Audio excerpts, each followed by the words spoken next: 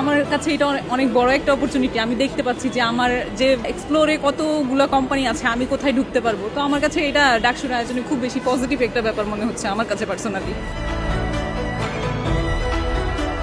China আর বাংলাদেশ এখন আমাদের ফ্রেন্ডশিপটা এত হাইলি অবস্থায় চলে গেছে, এখন ডে টু ডে এটা এক্সপ্লোর হচ্ছে। ডাকসু যে আয়োজনটা করেছিল খুবই প্রশংসনীয়। এটা হয়তো সরকারের বা বিশ্ববিদ্যালয় প্রশাসনের করা উচিত ছিল, কিন্তু ছাত্র প্রতিনিধি দল হিসেবে বা প্রতিষ্ঠান হিসেবে ডাকসু এটা করেছে, এটা অবশ্যই প্রশংসার কাজ। আসসালামু আলাইকুম রহমতুল্লাহ। সুপ্রিয় দর্শক, বর্তমান বাজারে 20 থেকে 30 হাজার টাকার একটা চাকরি করতে গেলে কয়েক লক্ষ টাকা ঘুষ দিতে হয়। সেখানে 450 শিক্ষার্থীকে ফ্রিতে চাকরির ব্যবস্থা করে দিবেন এবং লাখ টাকার উপরে তাদের বেতন। চাকরির ব্যবস্থা করলেন ডাকসু ভিপি সাদিক কায়েম। বর্তমান সরকার নির্বাচনে জয়ী হওয়ার পরই বলেছিল যে আমরা 1 বছরে 1 কোটি মানুষের কর্মসংস্থানের ব্যবস্থা করব। তো 6 মাস কিন্তু তাদের শাসন আমল চলে যাচ্ছে। 6 মাসে কোনো কর্মসংস্থানের কোনো ব্যবস্থা কারো করেনি, বরং আরও বেকারত্ব তৈরি করেছে। এবং সাদিক কায়েমেরা যে চায়নার মতো একটা পরাশক্তি দেশের 40টা কোম্পানি ঢাকা বিশ্ববিদ্যালয়তে নিয়ে এসেছে, সেটা প্রশাসনেরা অনেকভাবে বাধা দিয়েছে। কারণ সামনেতে আবার ডাকসু যদি নির্বাচন হয় তাহলে শিবির ছাড়া কেউ জিততে পারবে না। এখন সাধারণ শিক্ষার্থীদের মনে প্রশ্ন, মুখে প্রশ্ন এসেছে যে বাংলাদেশে আরেকটা ছাত্র সংগঠন আছে, তারাও শিবিরের সাথে টেক্কা দেওয়া চলতে চায়।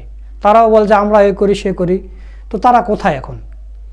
শিবির যে একটা আয়োজন করলো, এবং আমরা দেখেছি যে জুলাই আন্দোলনের পর থেকে শিবির একের পর এক শিক্ষার্থী বান্ধব কাজ করে আসছে, অথচ ছাত্র দলের একটা কাজ আমরা এখন পর্যন্ত দেখিনি।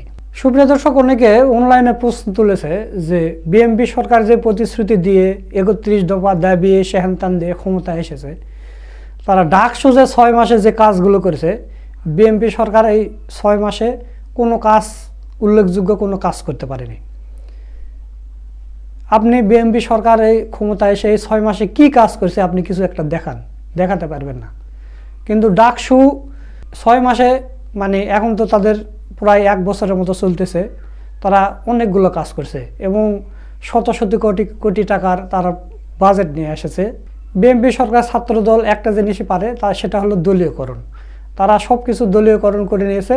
আওয়ামী লীগ সরকার দলীয়করণ করেছিল 17 বছরে, আর বিএনপি সরকার 6 মাসের মধ্যে সব দলীয়করণ হয়ে গেছে।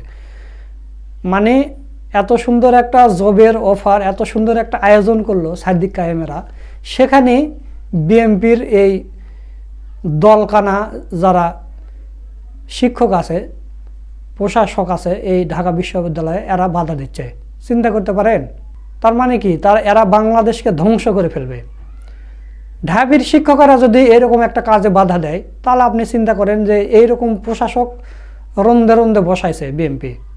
তার মানে এরা দেশের ভালো চায় না, এরা নিজের আখের গোছাতে চায়। তো প্রিয় দর্শক, ওই অনুষ্ঠানে সাদিক কায়েম তিনি একটা বক্তব্য দিয়েছেন, সেই ভিডিওটা এখন আপনাদের দেখাবো। আপনাদের প্রতি অনুরোধ রইল আপনারা সাদিক কায়েমের পুরো বক্তব্যটা দেখে যাবেন। তো চলুন আমরা দেখি। ঢাকা বিশ্ববিদ্যালয় কেন্দ্রীয় ছাত্র সংসদ ডাকসুর 15 জন সদস্য চায়না সরকারের আমন্ত্রণে চায়না ভিজিট করতে গিয়েছিলাম, এবং ওই সময়ে চীনের 3টা শহর আমাদেরকে ভিজিট করানো হয়েছিল। চীনের রাজধানী বেইজিং, বাণিজ্যিক রাজধানী সাংহাই এবং গুয়ানজু।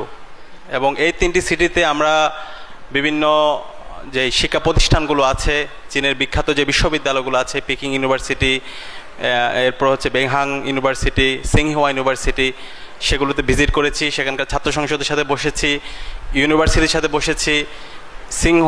এরপর সাংহাই যাওয়ার পরে সাংহাইয়ের মিউনিসিপ্যালিটির সাথে আমাদের বসার সুযোগ হয়েছে। ওখানকার থিঙ্ক ট্যাঙ্কের সাথে আমরা বসেছি, এবং ওখানকার যে টেকনোলজিক্যাল কোম্পানিগুলো আছে সেগুলোর সাথে আমরা বসার চেষ্টা করেছি।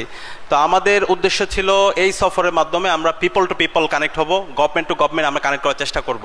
একই সাথে ওখানকার যে ছাত্র সংসদগুলো আছে সেই ছাত্র সংসদের সাথে আমরা ঢাকা বিশ্ববিদ্যালয় কেন্দ্রীয় ছাত্র সংসদ ডাকসু কানেক্ট হয়ে আমাদের যে অবারিত সম্ভাবনাগুলো আছে সেগুলো তাদেরকে জানাবো। তারা আমাদের সাথে কীভাবে কাজ করতে পারে, আমরা কীভাবে তাদের সাথে একসাথে কোলাবোরেটলি কাজ করতে পারি, সেই বিষয়গুলো নিয়ে আমরা ফলপ্রসূ আলাপ করেছি। তো তারই অংশ হিসাবে আজকে আমাদের যে জব ফেয়ারটা হচ্ছে বাংলাদেশের ইতিহাসে একটা ঐতিহাসিক একটা জব ফেয়ার, যেটা আমরা চাইনিজ এম্বাসি, কনফুসিয়াস ইনস্টিটিউট এবং ডাকসুর যৌথ উদ্যোগে আয়োজন করেছি। এবং এই পুরো আয়োজন চমৎকারভাবে নামানোর ক্ষেত্রে আমাদেরকে যিনি নেতৃত্ব দিয়েছেন, আমাদের ডাকসুর আন্তর্জাতিক সম্পাদক খান জসিম, আমরা তার জন্য একটা জোরে করতালি দিতে পারি। এই খান জসিম জুলাই বিপ্লবে তার একটা চোখ হারিয়েছে এবং ডাকসু নির্বাচনের পর থেকে শিক্ষার্থীদেরকে বিভিন্নভাবে উপকার করার জন্য, তাদেরকে আন্তর্জাতিকভাবে বিভিন্ন যে ফ্যাসিলিটিগুলো আছে সেগুলোর সাথে কানেক্ট করার জন্য সে কাজ করে যাচ্ছে। একই সাথে কনফুসিয়াস ইনস্টিটিউটের ডিরেক্টর এখানে আছে, শিক্ষকরা আছে, ছাত্ররা আছে, তারা সার্বিকভাবে এই পুরো আয়োজনটি সফল হওয়ার জন্য আমাদেরকে সহায়তা করেছে। তো আমরা চায়না সরকারের প্রতি কৃতজ্ঞতা জ্ঞাপন করছি। আপনারা জানেন ঢাকা বিশ্ববিদ্যালয়ে চায়না সরকার নারী শিক্ষার্থীদের জন্য 1500 সিটের একটা হল নির্মাণ করছে। আমরা একটা জোড়ো করে দিতে পারি চায়না সরকারের জন্য। তো নিঃসন্দেহে এটা একটা বড় একটা কাজ। এই বিশ্ববিদ্যালয় প্রতিষ্ঠার পর থেকে আমরা আবাসন সংকটের মধ্যে দিয়ে যেতে হচ্ছে। তো সেই আবাসন সংকট দূর করার জন্য, বিশেষ করে নারী শিক্ষার্থীদের আবাসন সংকট দূর করার জন্য চায়না সরকার যে হল নির্মাণের উদ্যোগ নিয়েছে, ইতিমধ্যে হলের জায়গা ফিক্সড হয়েছে। আশা করছি খুব দ্রুত সময়ের মধ্যে এই হল নির্মাণের কাজ শুরু হবে এবং এই হল নির্মাণের কাজ শেষ হলে আমরা আশা করছি বিশ্ববিদ্যালয় আবাসন সংকট অনেকটা দূর হবে ইনশাআল্লাহ। এর পাশাপাশি আজকের যে জব ফেয়ার, সেখানে 430টার জব অপরচুনিটি আছে এবং প্রায় 31টা কোম্পানি এখন পর্যন্ত এখানে এসেছে। আশা করছি আমাদের শিক্ষার্থীরা তাদের সিভি দিয়েছে এবং যোগ্য প্রার্থীদেরকে এখানে বাছাই করা হবে এবং আশা করছি এই ধরনের আয়োজনগুলো আমরা অব্যাহত রাখবো। এটা বিশ্ববিদ্যালয়ের দায়িত্ব ছিল, সরকারের দায়িত্ব ছিল, তারাও করছে। আমরা ডাকসুতে দায়িত্ব নেওয়ার পর থেকে আমরা আমাদের জায়গাতে চেষ্টা করছি এবং আমরা কথা দিচ্ছি ইনশাআল্লাহ শিক্ষার্থীদের স্বার্থ সংশ্লিষ্ট যত ইস্যু আছে আমরা সবসময় শিক্ষার্থীদের এই স্বার্থগুলো আদায় করার জন্য আমরা আমাদের জায়গা থেকে কাজ করে যাব। এবং এই প্রোগ্রাম বাস্তবায়ন করতে গিয়ে আমাদেরকে অনেক বেশি বিভিন্ন ধরনের চ্যালেঞ্জের মধ্যে দিয়ে যেতে হয়েছে। ইতিমধ্যে ডাকসুর জিএস এস এম ফরহাদ সেটা উল্লেখ করেছে। আমরা আশা করব বিশ্ববিদ্যালয় আমাদের অভিভাবক, সে অভিভাবক হিসাবে আমরা তাদের থেকে আরও অনেক দায়িত্বশীল আচরণ করি। তা আমরা আশা করব সকল অংশীজনদেরকে সাথে নিয়ে ডাকসু যেভাবে কাজ করেছে ভবিষ্যতে বিশ্ববিদ্যালয়ের প্রশাসন এবং যারা নির্বাচিত হবে তারা সকল শিক্ষার্থীদের অধিকার আদায়ের জন্য তারা কাজ করবে। এবং আমরা ইনশাআল্লাহ গত 11 মাসে শিক্ষার্থীদের কাছে যে কমিটমেন্টগুলো দিয়েছিলাম ডাকসু নির্বাচনের সময়, আমরা চেষ্টা করেছি এত প্রতিকূলতার মধ্যেও প্রত্যেকটা ইস্তেহারগুলো অ্যাড্রেস করার জন্য, শিক্ষার্থীদের জন্য একটা নিরাপদ ক্যাম্পাস নির্মাণ করার জন্য। এবং আশা করছি সামনে ডাকসু নির্বাচন হবে, সেই নির্বাচনে নির্বাচিত প্রতিনিধিরা শিক্ষার্থীদের যে যৌক্তিক অধিকারগুলো আছে সেই অধিকারগুলো তারা আদায় করবে এবং ক্যাম্পাসের এই গণতান্ত্রিক ধারা অব্যাহত থাকবে। এবং একই সাথে আপনাদের জন্য আরেকটা ঘোষণা আমরা দিতে চাই। আমরা আজকে এখানে একটা এমওইউ হবে হুয়াইয়ের সাথে, আমাদের শিক্ষার্থীদেরকে এআই এর উপর কোর্স করা হবে বছর জুড়ে।